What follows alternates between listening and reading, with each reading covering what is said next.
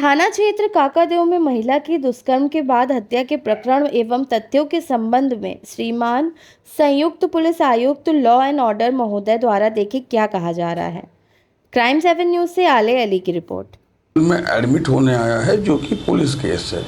Police वहां पे पहुंची, पुलिस ने वहां पर प्राइमरली चीज़ों को एग्जामिन किया, डॉक्टर से बातचीत की और चूँकि वहाँ पर उस महिला की मृत्यु हो चुकी थी तो उसके बाद आवश्यक जो पंचायतनामा की कार्यवाही है और जो परिजनों से बातचीत, बयान, इन्वेस्टिगेशन एंड सब्सिक्वेंटली पोस्टमार्टम और उसके बाद मुकदमा दर्ज करने की जो कार्यवाही है वो पुलिस ने किया। तो इनिशियली 302 में मुकदमा दर्ज किया गया था मर्डर में, बिकॉज वहाँ पे जो सीन ऑफ क्राइम पे चीज़ें दिखाई दी थी, कमरे में ब्लड दिखाई दिए थे, बेड पे ब्लड स्टेन दिखाई दिए थे, रूम में ब्लड के छींटे दिखाई दिए थे, बॉडी पे इंजरी दिखाई दी थी जैसा कि हमें डॉक्टरों ने बताया था।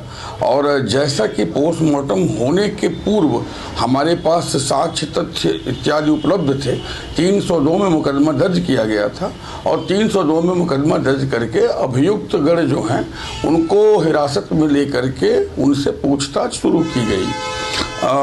यहाँ पे जो भी एक्यूज, जो मेन एक्यूज है वो गिरफ्तार किया जा चुका है और main accused mentally he is very strong.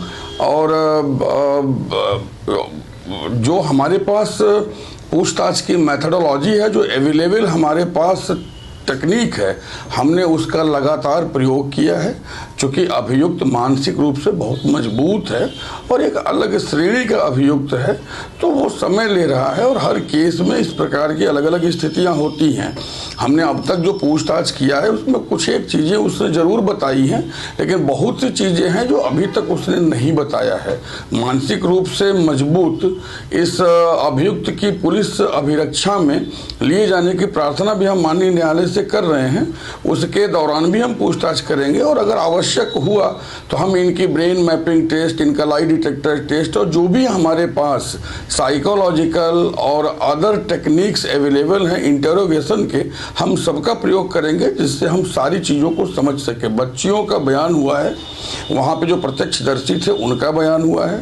Postmortem की रिपोर्ट में जैसे ही सेक्सुअल असॉल्ट की चीज़ सामने आई है, सेक्सुअल असॉल्ट का तथ्य सामने आया है और जो इंजरी फर्दर पोस्टमार्टम में आफ्टर पोस्टमार्टम एग्जामिनेशन डॉक्टर्स के द्वारा बताई गई है, उसके अकॉर्डिंगली हमने सेक्शन जो है इस विवेचना में ऐड किया है और अब यह विवेचना 302 और 376 को के अंतर्गत की जा रही है।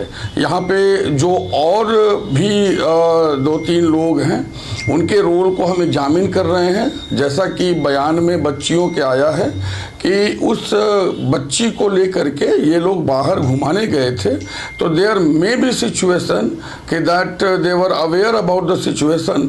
हम उस कॉन्स्पिरेसी की, उस अवेयर होने की और सभी चीज़ों से अवगत होने की जांच कर रहे हैं। टेक्निकल, ह्यूमन इंट बेस्ड और पूछताछ के द्वारा भी जो भी उसमें आएगा तथ्य उसके हिसाब से हम कार्रवाई करेंगे। This is very serious case, police is very serious on this. हमने किसी भी चीज़ को छुपाने का कार्य यहाँ नहीं किया है।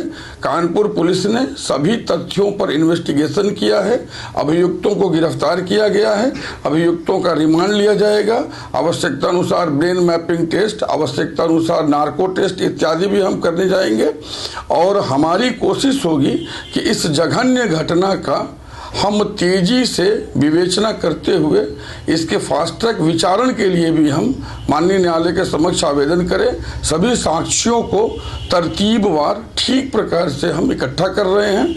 हम इस विवेचना को मजबूत तरीके से पूरा करेंगे जिससे कि कोई भी कमी इस विवेचना में ना रहे।